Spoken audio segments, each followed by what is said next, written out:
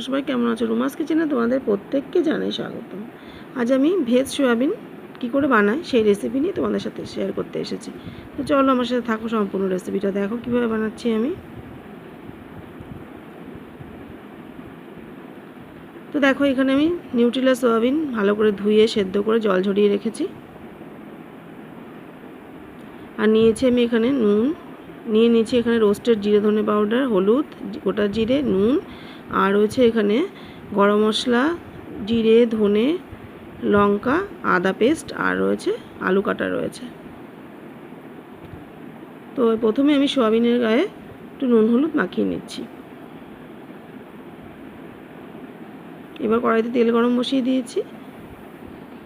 এই গরম তেলে আমি সয়াবিনগুলোকে আগে দিয়ে ভেজে নেব।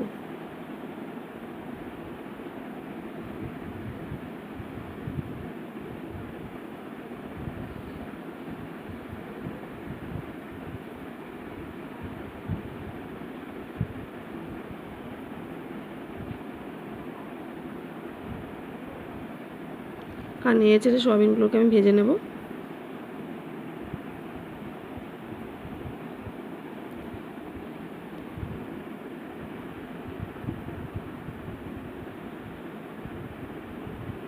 হালকা নিয়ে চেড়ে সয়াবিনটাকে আমি ভেজে নিচ্ছি।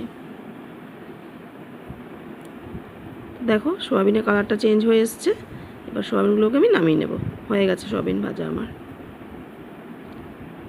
তো সয়াবিন ভাজাগুলোকে আমি নামিয়ে নিয়েছি। এবার কড়াইতে তেল গরম বসিয়ে দিয়েছি। তো প্রথমে দিয়ে দিচ্ছি জিরে,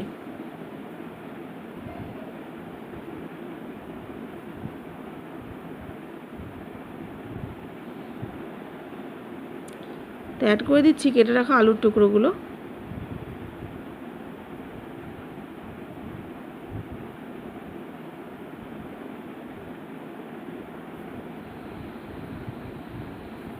হালকা নেড়েছে আমি আলু টুকরোগুলোকে একটু সামান্য নুন হলুদ দিয়ে দিচ্ছি।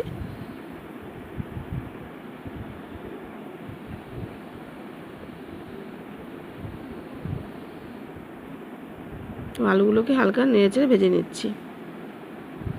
দেখো আলুগুলো আমার ভাজা হয়ে গেছে, কালারটা কেমন চেঞ্জ হয়ে এসেছে আলুর।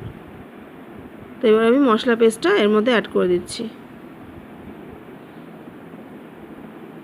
হালকা নিয়ে নিচ্ছি আমি।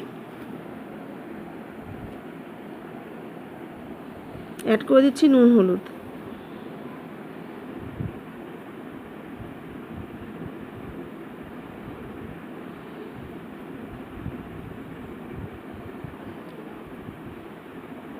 ভালো মতো আমি এটাকে কষিয়ে নিচ্ছি। তো কষানো দেখো প্রায় হয়ে এসছে আমার। তো মশলাগুলো লেগে ধরছে। এবার আমি ভেজে রাখা সোয়াবিনের বড়িগুলো এর মধ্যে অ্যাড করে দিচ্ছি। এবার ভালো মতো নেড়ে চেড়ে সোয়াবিনের বড়িটাকে মশলার সাথে আলুর সাথে কষিয়ে নিচ্ছি। তো কষানো প্রায় আমার হয়ে এসছে।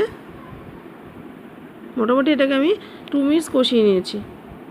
কষানো হয়ে এসছে প্রায়। এবার আমি এর মধ্যে জল অ্যাড করে দেবো।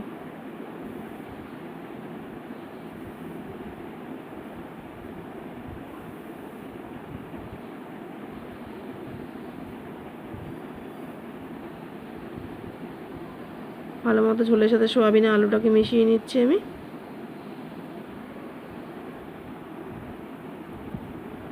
এবার একটা লিড চাপা দিয়ে মোটামুটি আমি 5 মিনিটস ওয়েট করছি। তা 5 মিনিটস পর ফিরে এলাম। রান্নাটা প্রায় আমার হয়ে এসছে। আলুগুলোও সেদ্ধ হয়ে গেছে। আলুগুলো তো আগেই ভাজা ছিল। তো এবার আমি রোস্টেড জিরে ধনে পাউডারটা এর উপর দিয়ে অ্যাড করে দিচ্ছি।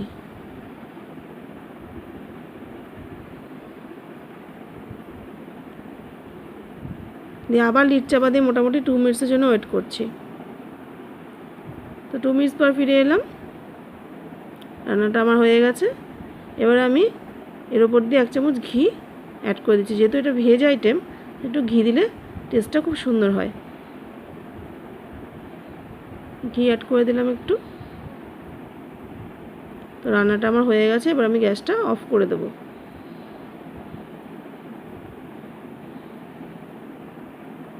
এভাবে তোমরা করে খাবে, খুব ভালো লাগবে। তো তৈরি হয়ে গেল আমার আলু সোয়াবিনের ভেজ আইটেম। সম্পূর্ণ রেসিপিটা তোমাদের কেমন লাগলো আমাকে কিন্তু অবশ্যই কমেন্ট বক্সে জানিও, আর অবশ্যই এভাবে করে খেও। আশা করছি তোমাদের ভালোই লাগবে।